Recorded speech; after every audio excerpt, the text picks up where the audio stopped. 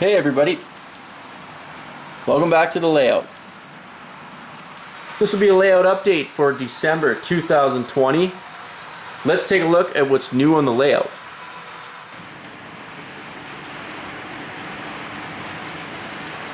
So if you caught the last video, I got one of these 2020 run Athearn Genesis ES44 ACs.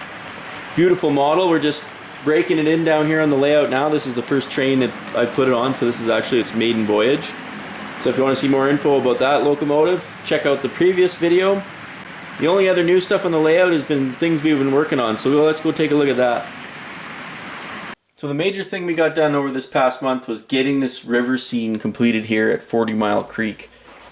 And if you've been following along in the layout updates, I've been really trying to avoid doing this because it required an epoxy pour and everything. So we got it done, and I'm pretty happy with the way it turned out. I think next time, I'll be able to do it even better because this is the first time I've ever tried something like this. So there's quite a few things learned, but I think overall, now when I look at the whole scene kind of as one, I think it looks just fine, and I'm really happy with it. So just take a look at a couple different views of it. So this is what it looks like down at the water line. You can see it does kind of look like it blends in with the background there, and the river disappears off to the left.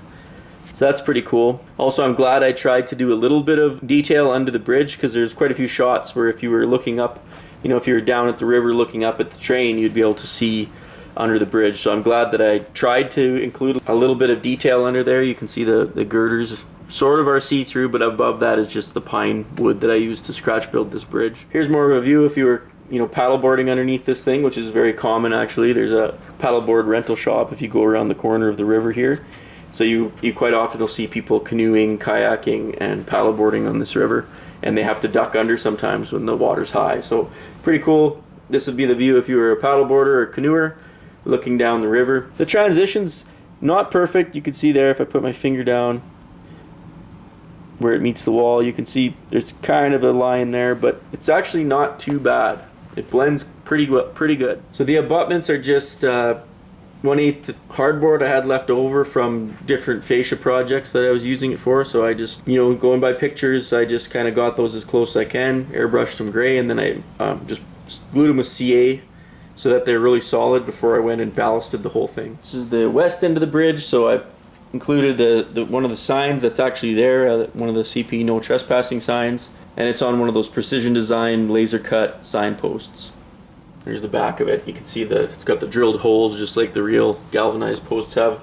I really like these signposts, they're cool. So here's the overview, looking straight down. So this type of bridge on CP is actually a ballasted deck, so there's like a little retaining wall along each side that actually holds ballast in place. So just like on the real thing, there's a gap here at each side, kind of where there can't be ballast because that's where the bridge meets the concrete abutments. So I've kind of got that going on there too, just naturally. I ballasted it just like I've done any other ballast. If you go back a few videos where I was building this bridge, there's a brass strip along each side here that I specifically put in there just to hold that ballast in. So it was really straightforward. Going back in once the water was poured, I just kept this piece of track. It was about 2 feet that I had cut out. So I've got a little bit of a gap over here on this side now, but it wasn't too bad. I used those real thin Dremel cutoff wheels. I was able to split the difference between the two ends and not have to do any filler or anything like that. So that scene finally behind me and finished.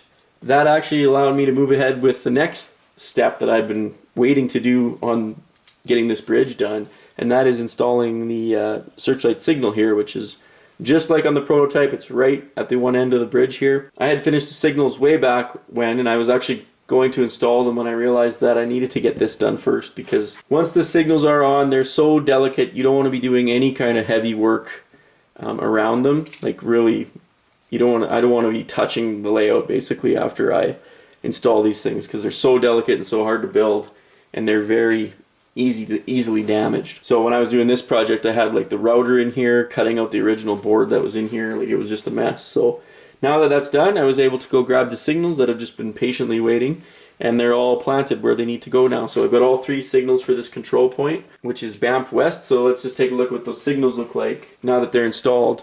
So this is the 822 signal. This is a DV CT6 signal at the west approach to Banff West. And it's amazing how awesome adding these signals just instantly makes the scene look. Besides the trees, the signals are one of the tallest things that's close to the track, so it really adds kind of a vertical element to the scene. And I really noticed that, you know, when I put these 3 signals in here, even though they're not working yet, it still really makes the scene look a lot realer to me for some reason. I think it's just because there's more of a vertical element. So just like on the real thing, the trains approach from a left-hand curve eastbound, and the first thing that comes into view is this DV signal 822, and that tells them that if they're either clear to go straight through on the main line, or they will be diverging at Banff and taking the siding. So we go a little further east, and here we have the 821 signal on the main line at Banff, and the 821D, which is for trains coming out of the passing siding or the yard. So anyone that's familiar with Banff, or if you've ever been to Banff, you've probably seen these signals. They're such a prominent feature of the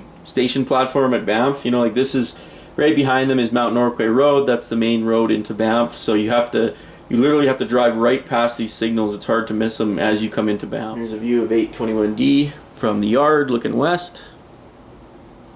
Directly across from 821D is the 821 signal. Probably the most famous signal on the leg and sub. And if it's not, it's definitely the most photographed signal, I would say, on the entire leg and subdivision. So they're pretty much in their final spot. I still have to just put a drop of CA glue just to keep them in the exactly vertical position, but they're ready to wire, so that's going to be what I'm working on next. To plant them is actually really easy. All I did was take a 1/8 drill bit, and I just drilled a dead center hole where I wanted it to go, and then just kind of chiseled away a little bit of my scenery around it, because the scenery is like rock hard once it gets glued down. So just chipped it away, threaded the wires through the bottom, and they're actually hold in place quite nicely. So I still got to come back with a little bit of ballast and fill in the hole around the ladder on the dwarf signal, but other than that, they pretty much look like they're going to look once they're finished and lit up. 821 has a little junction box that you can see there that comes out of the bottom.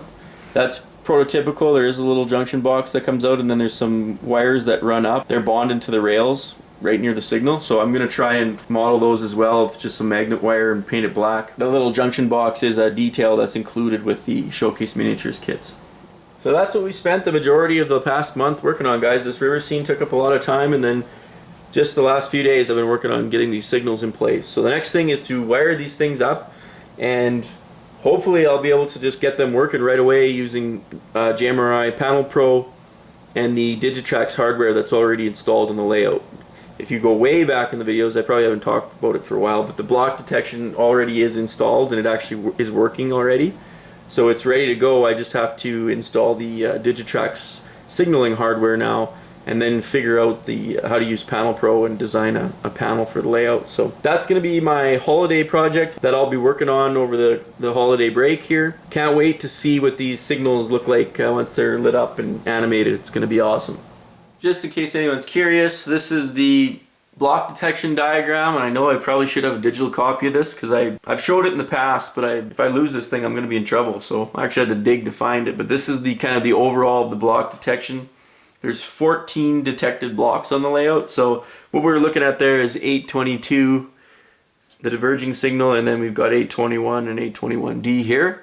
So the 4 blocks that will be driving different aspects on the signals here will be the passing siding at Banff, the main line, the switch is its own block, and then the single track west of the bridge is a detected block all the way up to the next signal. So that's what we'll be working with to design the first layout on Panel Pro. Got another not great pencil drawing here that